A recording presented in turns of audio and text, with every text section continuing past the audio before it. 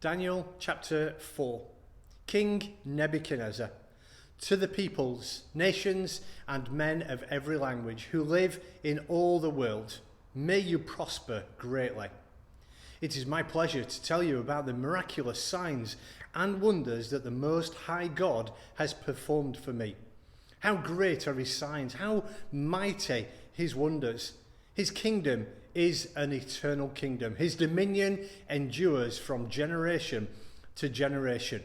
I, Nebuchadnezzar, was at home in my palace, contented and prosperous. I had a dream that made me afraid. As I was lying in my bed, the images and visions that passed through my mind terrified me. So I commanded that all the wise men of Babylon be brought before me to interpret the dream for me. When the magicians, enchanters, astrologers, and diviners came, I told them the dream, but they could not interpret it for me. Finally, Daniel came into my presence, and I told him the dream. He is called Belteshazzar, after the name of my God, and the spirit of the holy gods is in him. I said, Belteshazzar, chief of the magicians, I know that the spirit of the holy gods is in you, and no mystery is too difficult for you. Here is my dream. Interpret it for me. These are the visions I saw while lying in my bed. I looked, and there before me stood a tree in the middle of the land. Its height was enormous. The tree grew large and strong, and its top touched the sky. It was visible to the ends of the earth. Its leaves were beautiful, its fruit abundant, and on it was food for all. Under it, the beasts of the field found shelter, and the birds of the air lived in its branches. From it, every creature was fed. In the visions I saw while laying in my bed, I looked, and there before me was a messenger, a holy one, coming down from heaven. He called in a loud voice, Cut down the tree and trim off its branches. Strip off its leaves and scatter its fruit. Let the animals flee from under it and the birds from its branches. But let the stump and its roots, bound with iron and bronze, remain in the ground, in the grass of the field. Let him be drenched with the dew of heaven, and let him live with the animals among the plants of the earth. Let his mind be changed from that of a man, and let him be given the mind of an animal. 7 times pass by for him. The decision is announced. The decision is announced by messengers. The Holy One declares the verdict, so that the living may know that the Most High is sovereign over the kingdoms of men, and gives them anyone he wishes, and sets over them the lowliest of men. This is the dream that I, King Nebuchadnezzar, had. Now, Belteshazzar, tell me what it means, for none of the wise men in the kingdom can interpret it for me, but you can, because the spirit of the holy gods is in you. Then Daniel, also called Belteshazzar, was greatly perplexed for a time, and his thoughts terrified him. So the king said, Belteshazzar, do not let the dream or its meaning alarm you. Belteshazzar answered, My lord, if only the dream applied to your enemies, and its meaning to your adversaries.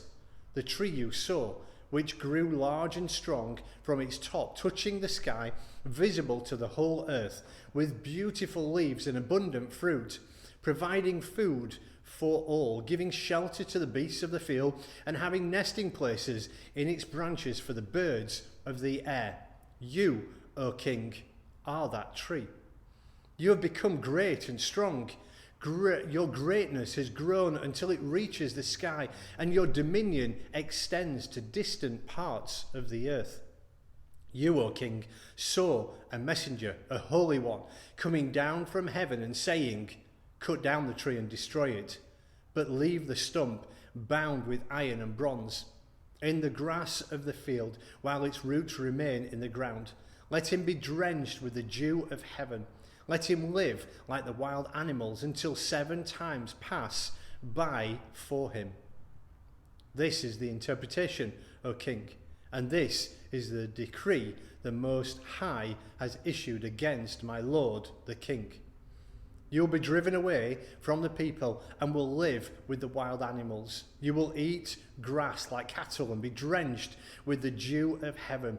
7 times will pass by for you until you acknowledge that the Most High is the sovereign over the kingdoms of men and gives them to anyone he wishes. The command to leave the stump of the tree with its roots means that your kingdom will be restored to you when you acknowledge that heaven rules. Therefore, O king, be pleased to accept my advice. Renounce your sins by doing what is right, and your wickedness by being kind to the oppressed. It may be that then your prosperity will continue. All this happened to King Nebuchadnezzar.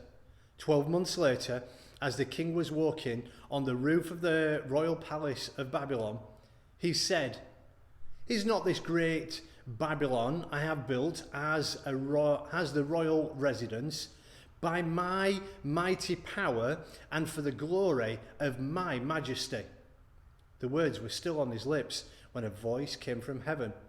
"This is what is decreed for you, King Nebuchadnezzar. Your royal authority has been taken from you. You will be driven away from people and will live with the wild animals. You will eat grass like cattle. 7 times will pass by for you until you acknowledge that the Most High is sovereign over the kingdoms of men and gives them to anyone he wishes." Immediately, what had been said about Nebuchadnezzar was fulfilled. He was driven away from the people and ate grass like cattle, his body drenched with the dew of heaven until his hair grew like the feathers of an eagle and his nails like the claws of a bird. At the end of that time, I, Nebuchadnezzar, raised my eyes towards heaven, and my sanity was restored. Then I praised the Most High. I honoured and glorified him who lives forever. His dominion is an eternal dominion. His kingdom endures from generation to generation. All the peoples of the earth are regarded as nothing. He does as he pleases with the power of heaven and the peoples of the earth. No one can hold back his hand or say to him, "What have you done?"